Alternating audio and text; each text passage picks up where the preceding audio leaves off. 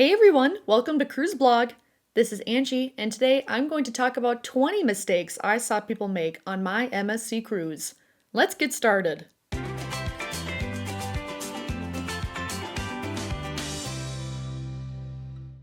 I am just off my latest MSC Cruise. While I have 10 cruises under my belt, I seem to learn something new on every cruise, and I still am shocked by some of the mistakes I see people making, many of which I have made at some point or another.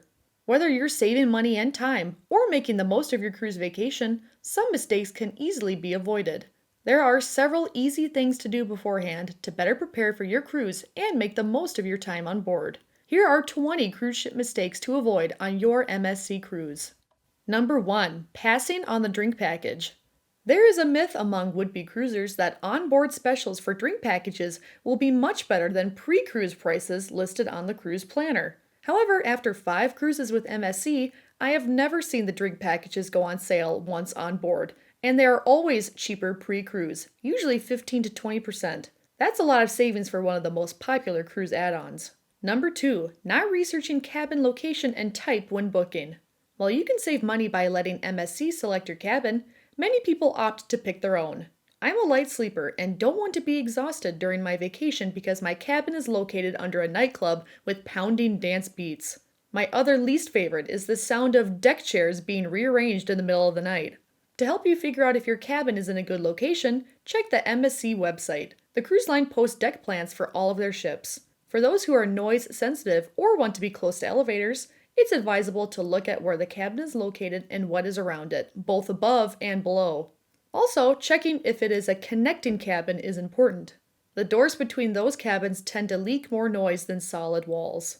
A good travel agent can also assist with this, especially helpful for first-time cruisers, making sure you get the right cabin for your budget. Number 3. Buying internet packages on board. Many people want to disconnect while away on their cruise vacation, but the reality is that most of us need to stay in contact with friends and family at home or want to be able to check email and social media. MSC offers 2 different internet packages, and they are cheaper when purchased in advance. Number 4. Failing to research ports and excursions ahead of time. My recent cruise featured 5 port days, so there were lots of excursions to choose from. I heard from some people who are frustrated that excursions were sold out or were not sure what to do as they had not done any research. Personally, I don't think you need to take a cruise ship organized excursion each day. There are a lot of great and often cheaper options, including self-led tours. If you don't have cell coverage in port, you can download Google Maps and use it offline while walking around. You can save a lot of money by using local vendors, many of whom will be waiting at the port. It's advisable to research vendors ahead of time. Although there are licensed taxis in the ports, it is preferable to know prices and itineraries and check reviews ahead of time. Number 5. Leaving essential items like medicine at home. While we all struggle with overpacking, one thing not to skimp on is the essentials. In this case, I was the one to forget something important. One night after dinner, I had some sort of allergic reaction on my hand, and it was quite itchy. I had actually debated bringing an anti-itch or cortisone type product, but I left it at home. Another thing I had not considered pre-cruise was that the number of port days and late departures meant that the stores were not open a lot. And if you needed something, it was definitely at a premium. In addition to opening hours, there's also not a lot of selection on MSC ships, similar to other cruise lines. They don't have a wide range of products like a normal drugstore. Number 6. Flying in on the same day of the cruise. When I hear about people flying in on the same day as the cruise, I feel an incredible amount of anxiety, and it doesn't even affect me. There are so many variables with flying, including getting through the airport and getting a transfer to the port. It's definitely a risky strategy. Additionally, the all-aboard time does not equate to the latest check-in time. I have never heard if anyone missed our cruise, but the stress of flying the same day is not a good way to start off a relaxing vacation. Number 7. Not putting your phone on airplane mode. While cell packages cover some ports, they may not cover all, and certainly not at sea. The internet is littered with stories about people coming home to sky-high cell phone bills, and the cell provider is not to blame. Certainly, this is a cruise memory you don't want to have. Number 8. Being unaware of visa and entry requirements for your departure port. As with other cruise lines, it's the passenger's responsibility to make sure that they are aware of entry requirements for the departure port. It's also the guest's responsibility to make sure they have a valid ID, which is most often a passport, unless you're an American citizen leaving on a closed loop sailing from the United States. Number 9. Not bringing cash, including the right currency for the ports you're visiting. Not long after boarding MSC Seaside, I heard that MSC Cruises is no longer exchanging cash on board. This is not usually a big deal for most Caribbean cruises, as many islands accept US dollars, but we were cruising to a few spots where euros are best to have on hand, especially for taxi rides or small purchases from local vendors. I like to take care of any foreign currency transactions pre-cruise, so I visited my bank to make sure I had some euros. My local bank usually needs a week to order if they don't have it on hand. Alternatively, you can get some money at the casino by charging it to your room.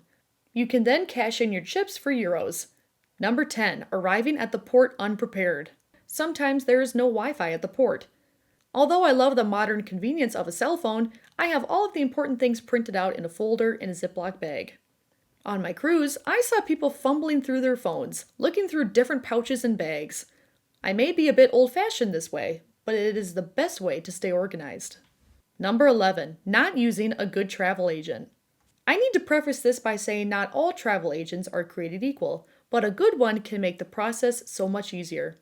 Talking to fellow guests on board, I continue to be surprised by how many people don't use one, especially when they're free. This is even more important for first-time cruisers.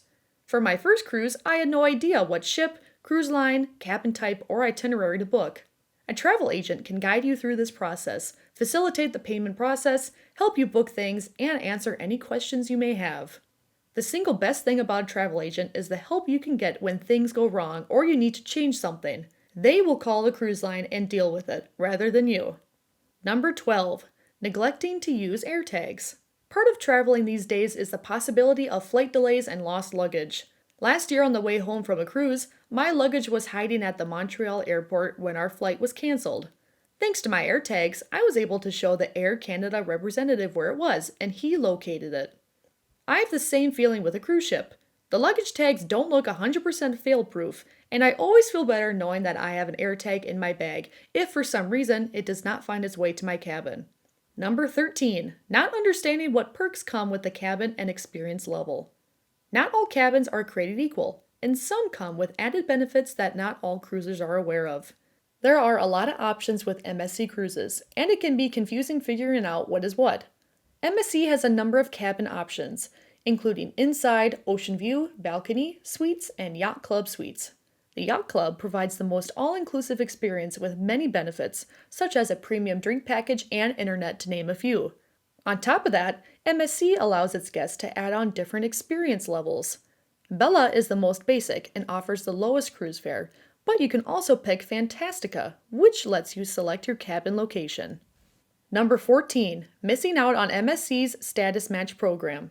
One of the ways MSC Cruises is attracting cruisers from other cruise lines, like Norwegian and Royal Caribbean, is through their Status Match program, which lets cruisers leverage their loyalty status with other cruise lines and travel programs. There is no fee to do this, but it can only be done once, so guests should carefully consider which program is the most valuable. Ideally, this should be completed 7 to 10 days prior to sailing to ensure the status is recognized. In the upper tiers of MSC's Voyagers Club program, you can get some nice discounts, like things on the internet, onboard purchases, extra onboard credit, and priority boarding and disembarkation. Plus, their top-tier members enjoy a free meal with a guest at one of the onboard specialty dining venues. Number 15. Waiting to download MSC's app until on board. I've seen people struggle with this. Don't wait until you're at the terminal or on board to download the app. Oftentimes, free internet at the port is slow or not available, and it's one more thing that cuts into your vacation time. Number 16. Waiting to pick your dining time. When selecting my cruise, I chose my dining time immediately, usually the earliest one. Some people wait and then are stuck with what's still available, which on many cruises are the later times. On my recent cruise, dining times were 5:45, 7:55, and 9:45. I personally could not imagine eating close to 10 o'clock, but everyone is different. If you're set on a particular time, as many people are, ensure you select the time you want. If it's full, they can put you on a waiting list, but there are no guarantees. Of course, there's always the buffet and specialty restaurants for the odd day when you want to try something else or the time conflicts with an excursion or activity. Number 17, opting out of travel insurance. No one likes to think about the worst case scenario. You have an accident, you need sudden medical attention, or you miss your cruise because of an airplane or transportation delay. Insurance can help with that. Many people cringe at insurance because of the cost, but you never know how much you will need it until something goes wrong. There are countless stories of people stuck in another country without insurance with no way to get home. MSC offers insurance, but it is best to shop around. See what is covered and what is the best value. This is another thing a travel agent can assist with, helping identify the policy coverage and limitations. Number 18, waiting until you're on the ship to register your credit card. For some reason, MSC, unlike other cruise lines I've been on, has kiosks around their ship where guests can register their credit cards for any charges they will be making on the ship. Every other cruise line I've sailed on requires you to do this when you check in, so I'm not sure why this exists. MSC Cruises is an international brand with guests sailing from all over the world. Maybe it varies by country, but I've always been able to register my credit card ahead of time. If you're able to, take care of all of this ahead of time so that once on board, you can enjoy your cruise. Number 19, ignoring the information in the daily program.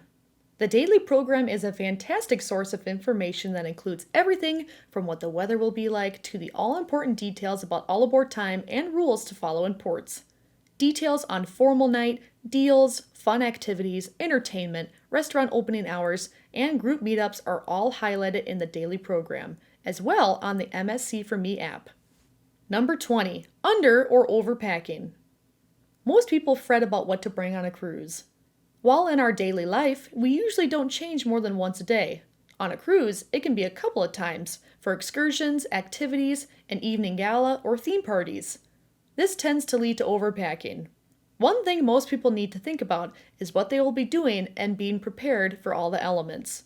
Sunscreen, hats, glasses, bug spray, and medicines are all important things to bring along. Another essential item is the right shoes, especially when walking in ports in the hot sun. Alright, there you have it, the mistakes I saw people make on my MSC cruise. Have you made one of these mistakes? Let us know in the comments below, and while you're at it, don't forget to like and subscribe to our channel so you can be notified every time we have a new video. Thank you so much for watching, and we hope to see you again soon.